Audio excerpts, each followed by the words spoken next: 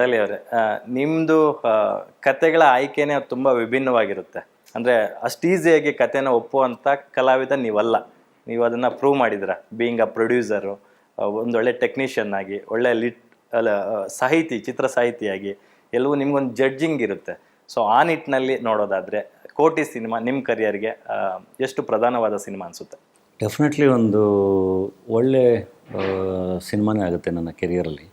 ಏಕೆಂದರೆ ನನಗೆ ಒಂದಿಷ್ಟು ಕಥೆಗಳು ಕೇಳಿದಾಗ ಕಾಡುವಂಥ ಕಥೆಗಳು ಸಿಕ್ಕರೆ ನನಗೆ ಅದು ಯಾವಾಗಲೂ ಅಂದರೆ ಎಲ್ಲವೂ ನೆನಪಿರಲ್ಲ. ತುಂಬ ಕಥೆಗಳು ಕೇಳ್ತಾ ಇರ್ತೀವಿ, ತುಂಬ ಓದ್ತಾ ಇರ್ತೀವಿ.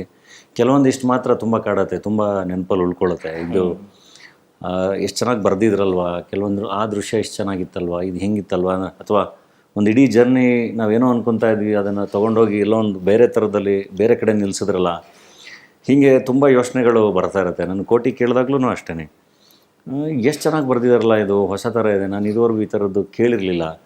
ಅಥವಾ ನೀವು ಏನೇ ಲೈನ್ ಅಂದ್ಕೊಂಡ್ರೂ ಅದನ್ನು ಹೊಸ ಥರ ಹೇಳಿದ್ದಾರೆ. ಅಥವಾ ನಿಮಗೆ ಟೀಸರು ಟ್ರೈಲರ್ ನೋಡಿದಾಗ, ನೀವು ಟ್ರೈಲರ್ ನೋಡಿದಾಗ ಎಸ್ಪೆಷಲಿ ಓಕೆ ಈ ಸಿನಿಮಾ ಈ ಕತೆ ಇರ್ಬೋದು ಅಂತ ನೀವು ಅನ್ಕೋತೀರ. ಬಟ್ ಅದ್ರದ್ದು ಅಪ್ರೋಚೇ ಬೇರೆ ಇದೆ.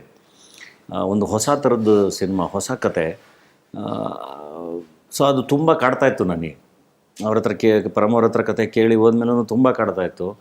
ಹಂಗಾಗಿನೇ ಇಲ್ಲ ಈ ಸಿನಿಮಾ ಮಾಡಬೇಕು ಅಂತ ಹೇಳಿ ಮಾಡಿದ್ದು. ಜೊತೆಗೆ ಒಂದು ಕಾಮನ್ ಮ್ಯಾನ್ ಪಾತ್ರ ಮಾಡಬೇಕಾದ್ರೆ ಲಕ್ಷಾಂತರ ಜನನ ರೆಪ್ರೆಸೆಂಟ್ ಮಾಡ್ತಾ ಇರ್ತೀವಿ, ಅವರ ಬದುಕನ್ನು ತೆರೆ ಮೇಲೆ ತೋರಿಸ್ತಾ ಇರ್ತೀವಿ.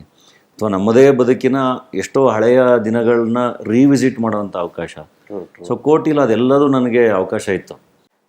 ಎಲ್ಲರೂ ನೋಡ್ದಂಗೆ ಡಾಲಿ ಅವರು ಐಫೈ ಲೈಫಿಂದ ಬಂದಂಥವರಲ್ಲ. Not born with gold spoon.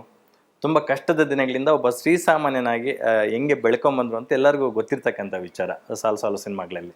So ಹಂಗಾಗಿ ಈ ಪಾತ್ರಕ್ಕೆ ನೀವೇ ವೆರಿ ಆ್ಯಪ್ಟ್ ಪರ್ಸನ್ ಅಂತ ಮೋಸ್ಟ್ಲಿ ಪರಮೇಶ್ವರ್ ಗುಂಡ್ಕಲ್ ಅವ್ರಿಗೂ ಅನಿಸುತ್ತೆ. ಅದಕ್ಕೆ ನಿಮ್ಮನ್ನು ಚೂಸ್ ಮಾಡಿದ್ದಾರೆ. ಇದಕ್ಕೆ ನನ್ನ ಕತೆ ಕೇಳಿದಾಗಲೂ ಒಂದು ಸಣ್ಣ ನಾವೆಲ್ ಓದಿದ್ದು ಎಕ್ಸ್ಪೀರಿಯನ್ಸ್ ಅದು. ಯಾಕಂದ್ರೆ ಅಷ್ಟು ಒಳ್ಳೊಳ್ಳೆ ಪಾತ್ರಗಳು, ಅಷ್ಟು ಒಳ್ಳೊಳ್ಳೆ ದೃಶ್ಯಗಳು, ಆ್ಯಂಡ್ ಒಂದು ಅದ್ಭುತವಾದ ಕ್ಲೈಮ್ಯಾಕ್ಸು.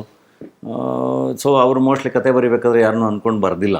ಬಟ್ ಅವರ ಜರ್ನಿ ಶುರುವಾದ ಮೇಲೆ ಬಡವರ ಸ್ಕಲಲ್ಲಿ ನಾನು ನೋಡಿದಾಗ ಓಕೆ, ಅದು ಏನು ಸಿನಿಮಾದಲ್ಲಿ ಅಂತಲ್ಲ, ಎದುರುಗಡೆ ನಾನು ಮಾತಾಡೋಕ್ಕೆ ಶುರು ಮಾಡಿದ್ಮೇಲೆ ನನಗನ್ನಿಸ್ತು ಇಲ್ಲ ಈ ಪಾತ್ರ ನೀವು ಮಾಡಿದ್ರೆ ಚೆನ್ನಾಗಿರುತ್ತೆ, ಅದಕ್ಕೆ ನಿಮ್ಮ ಕತೆ ಹೇಳಬೇಕು ಅಂತ ಅನಿಸ್ತು ಅಂತ ಅಂದರು ಅವರು.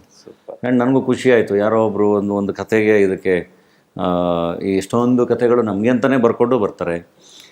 ಕೆಲವೊಂದು ಕತೆಗಳಲ್ಲಿ ಅವ್ರು ಬರೆದಿರೋ ಕತೆಗೆ ನೋಡ್ತಿದ್ದಂಗೆ ಇಲ್ಲ ಅಯ್ಯೋ ನನ್ನ ಪಾತ್ರ ಕಣ್ಮುಂದೆ ಬಂದಂಗೆ ಆಯಿತು ಅನ್ನೋದಿದೆಯಲ್ಲ, ಅದು ಒಳ್ಳೆ ಕಾಂಪ್ಲಿಮೆಂಟ್ ಅದು.